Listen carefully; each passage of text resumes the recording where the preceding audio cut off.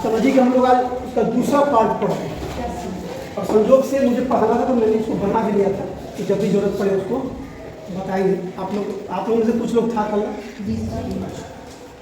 इससे पहले हम 3 प्रत्यय पढ़ेंगे, ठीक है। जो पहला प्रत्यय था वो क्या था? तत् प्रत्यय। दूसरा क्या था? तव्य या तव्यक। तव्य या तव्यक। और तीसरा था तीसरा क्या था? आज जो हम पढ़ रहे हैं आगे और भी पढ़ेंगे। ये प्रत्यय है क्षत्रिय प्रत्यय। कौन सा प्रत्यय है? क्षत्रिय प्रत्यय, ठीक है। किताब भी रखे हैं एग्जाम्पल के लिए, अभी इसके बाद फिलहाल जितना लिखे हैं उतना को समझते हैं। मैंने लिखा है, अच्छा अगर कोई पूछे कि क्षत्रिय प्रत्यय क्या है तो ये कृदंत प्रत्यय है। हमने अनियर पढ़ा, कृदंत प्रत्यय था। कत प्रत्यय पढ़ा, कृदंत प्रत्यय था। तब या तबियत पढ़ा, वो भी कृदंत प्रत्यय ही था।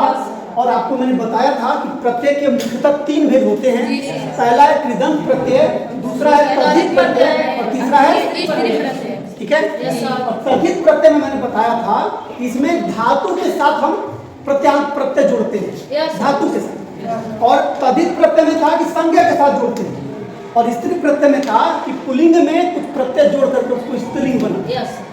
क्षत्रिय प्रत्यय जो है, मैंने लिखा है कि क्षत्रिय प्रत्यांश शब्दांश का प्रयोग विशेषण के समान होता है। किसके समान? विशेषण के समान। अब मैं ये बता रहा हूँ, कोई पूछ दे कि विशेषण किसे कहते हैं? भाई विशेषण के समान होता है।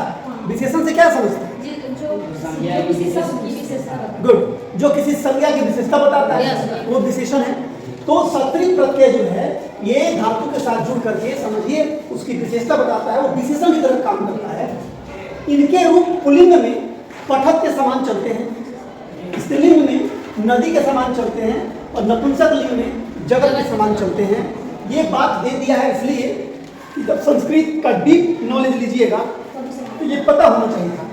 लेकिन हम जो तैयारी कर रहे हैं कि सर फलाना शब्द आया था और पूछा था इसमें कौन सा प्रत्यय है, तो हमको जवाब देना है 4 ऑप्शन रहेगा। मतलब हमें इतना जानकारी हो जाना चाहिए कि शब्द देख के हम बता दें कि कौन प्रत्यय है। तो मैंने लिखा कि आप उसको पहचानिए कैसे, नीचे लिखा है। तो उससे पहले लिखा मैंने कि क्षत्रिय का प्रयोग किसी कार्य को करते हुए के अर्थ में होता है। मतलब जब आप धातु में क्षत्रिय प्रत्यय को जोड़ते हैं और आप एक शब्द नया बनाते हैं, उसका जो अर्थ होता है उसका अर्थ होता है कि कोई काम करते हुए। मतलब मैंने लिखा पठक, पठक का मतलब है पढ़ते हुए। मैंने लिखा पश्यत, पश्यत का मतलब है देखते हुए। तो जहां भी ये प्रत्यय लग जाएगा वो काम करते हुए के अर्थ में आएगा। हिंदी मीनिंग अगर पूछेगा, हमें हिंदी मीनिंग से प्रत्यय में जरूरत नहीं है, लेकिन जब शब्द निर्माण करते हैं तो ये बहुत काम का चीज है। वह देखते हुए जाता है। अगर ऐसा वाक्य है और इसका हमको ट्रांसलेशन करना है, ट्रांसलेट करना है, अनुवाद करना है, तो वहां ये काम आएगा।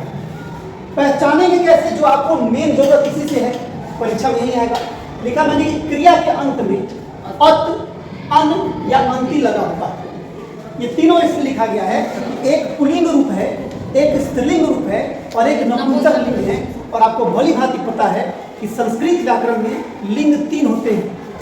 नहीं, लिंग कितने? 3। एक तो हो गया पुल्लिंग, दूसरा स्त्रीलिंग और तीसरा नपुंसक। उभयलिंग जैसा कुछ नहीं होता है संस्कृत में। नहीं, इंग्लिश में तो 4 होते हैं। आपको सर पढ़ाए होंगे या पढ़ाएंगे, जेंडर 4 होता है इंग्लिश ग्रामर में, मैस्कुलिन, फेमिनिन, कॉमन और न्यूट्रल। लेकिन संस्कृत में 3 होते हैं।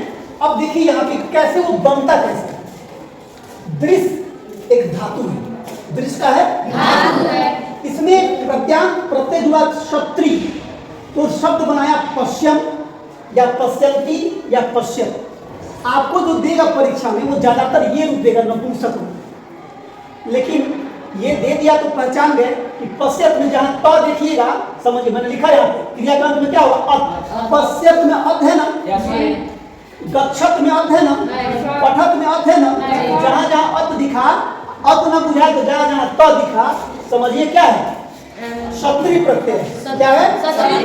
लेकिन जहां जहां अंति दिखेगा वो भी क्षत्रिय प्रत्यय है। जहां जहां अन दिखेगा, पश्यन, गच्छन, पठम, वो भी आपको क्षत्रिय प्रत्यय ही होगा। क्योंकि जो पश्चिम गच्छन पठन है ये पुल्लिंग रूप है जी सर। जो पश्चंती गच्छन्ति और पठंती है ये स्त्रीलिंग रूप है और जो पश्चात गच्छत पठत है ये नपुंसक लिंग रूप है। तो भाई पहचाने के लिए तीन में से कोई रूप दे देगा, लेकिन ज्यादातर जो है आपको नपुंसक लिंग जो है उसी में शब्द देता है और कहता है पहचाने। लेकिन आप तीनों ध्यान रखिएगा, या तो अन लगा हो, या तो अंति लगा हो, या तो त या अत लगा हो। समझिए कौन प्रत्यय है? क्षत्रिय प्रत्यय। किसी को कोई दिक्कत पहचान लीजिएगा। अब मैंने किताब इसलिए रखा है इसमें थोड़ा ज्यादा एग्जाम्पल मिल जाए। नहीं अभी हम बताते हैं आपको एक शब्द इसमें आपको मिल जाए। हाँ चलिए मिल, सुनिएगा ध्यान से। मैंने शब्द कहा पश्चन, कौन सा प्रत्यय है ना? पश्चन, यहाँ पे हम उदाहरण दे रहे हैं पश्चन। उसके बाद शब्द है क्या? तिब्बत। तिब्बत, तिब्बत में तो है ना, पहचान लेंगे ना, कोई दिक्कत नहीं है। और शब्द लीजिए आप पचत, इसमें भी क्षत्रिय प्रत्यय है। कैसे पहचान रहे हैं?